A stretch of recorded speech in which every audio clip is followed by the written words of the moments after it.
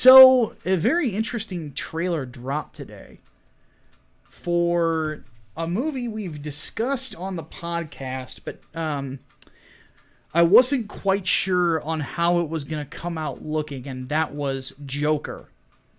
It's a DCEU film that kind of seems to be completely rebooting the character from Choloker, as I like to call him. Basically, Joker as a generic Latin mob boss. God, Suicide Squad was weird. But, we're going to assume if you're watching this video, you have seen the trailer. If you have not, go watch it, come back, and we'll, you'll kind of get what we're talking about. So, this was an interesting trailer. Because it really seemed, at least the first thing that came to mind for me was the Killing Joke. It's portraying Joker as more of a person. And it kind of... So let me kind of give my initial thoughts on it before I get into the stuff that I don't want to happen in this. The first thing that comes to mind is that...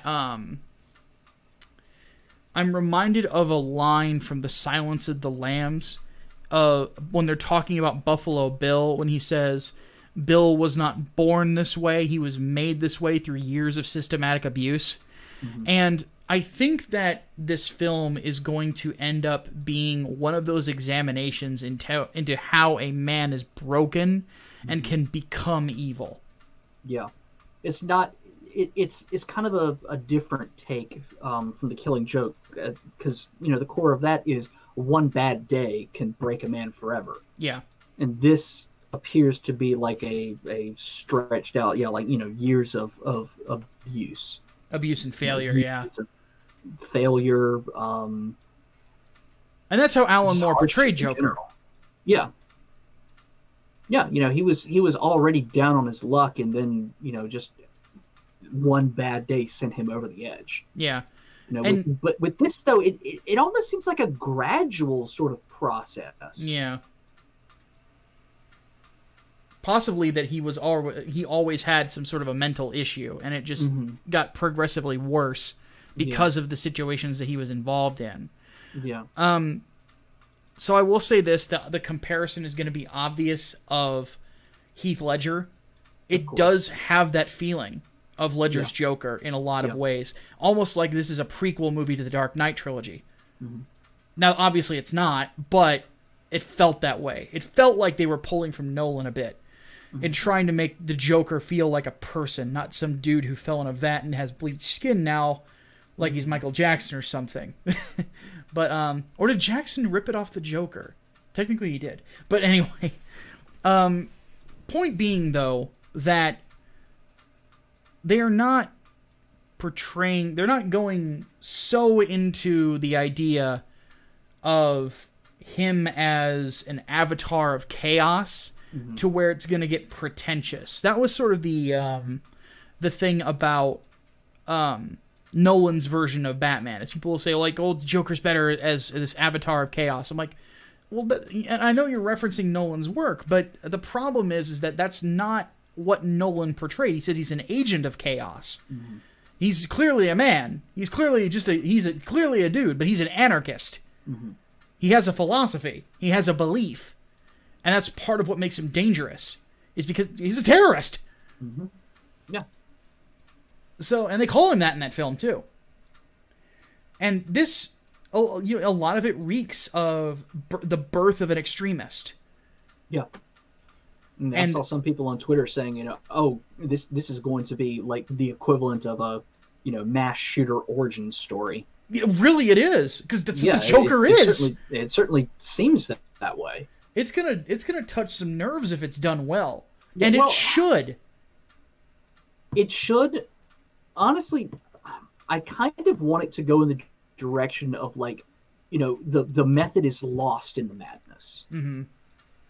Like, at first, there is purpose behind it, but then he just gradually says, fuck it. Yeah. Not so much going the full, agent of chaos, anarchist sort of thing, but, like, just he almost loses himself in this persona that he's created. Yeah. If that makes any sense. And one thing that I really like about it is that it's giving him a sense of humanity that you tell is being lost. Yeah. As time goes on. Because here, let me go into the one thing I don't want them to do in this. Don't give him a name. That was the mistake Gotham made. Now, the guy that they ended up basically saying was the Joker, they killed him off and say, oh no, he's not really the Joker. It still doesn't have the same impact. It takes away impact if you give him a name. Yeah.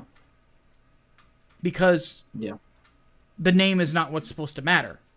It's what he does that matters. And that identity, that, you know, in the same way that Bruce Wayne kind of gives way for Batman, in a sense, Joker is who he has become. Mm-hmm. You know, they kind of play off that with the character of Cletus Cassidy, who is obviously inspired by the Joker, in that he is no longer Cletus Cassidy, he is Carnage. Mm-hmm. It's not we like it is with Venom, it is one entity that is inseparable. Mm-hmm. I think, though, if they do end up giving him a name, and there was a bit in the trailer where, you know, you could see, like, the A Fleck, which I guess is kind of a play on Affleck. Yeah. On one of his things. If they do give him a name, just, like, give him multiple names. Yeah, that's what I was about to say. It's like, have him... Because what the Joker does is... He has several aliases that he goes under. Jack White... is the most prominent and well-known one. Mm-hmm. What's another one? You had Jack Napier in... Jack Napier. Yep. That was the original Batman movie, though. And then Quinn. Mm-hmm. Quinn, first name, Plane, last name, which is a type of clown. I'll never forget the line from Justice League. Quinn Entertainment is the Joker. And the TV executive's like, oh God, what have I done?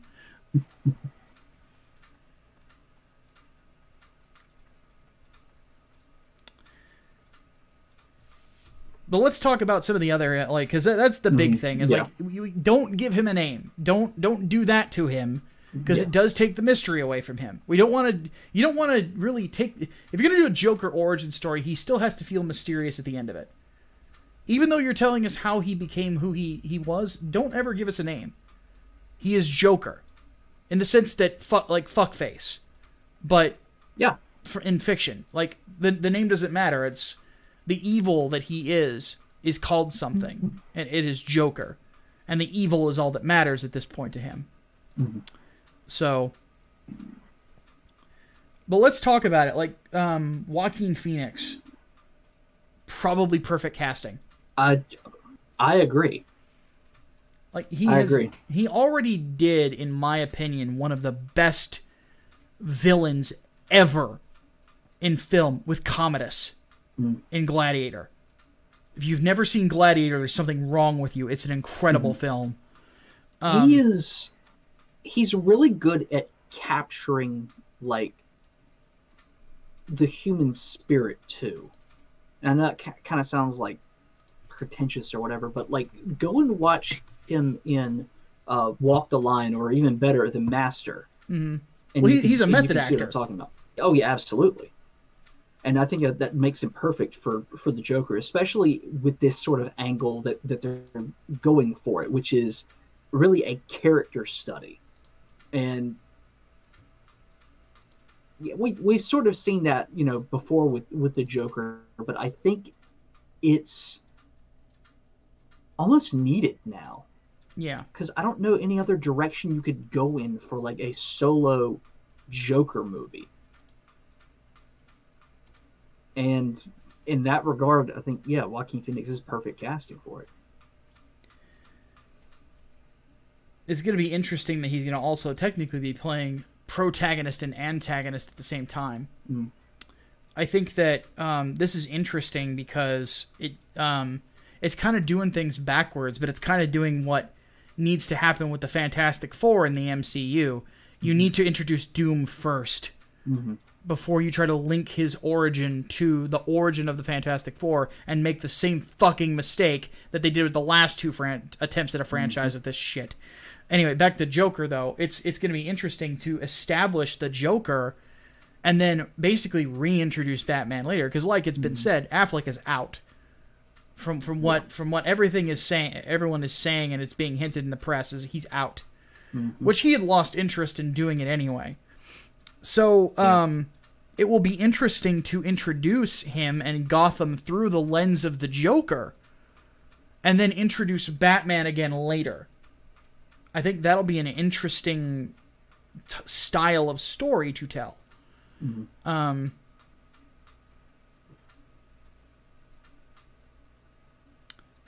So, needless to say, hyped?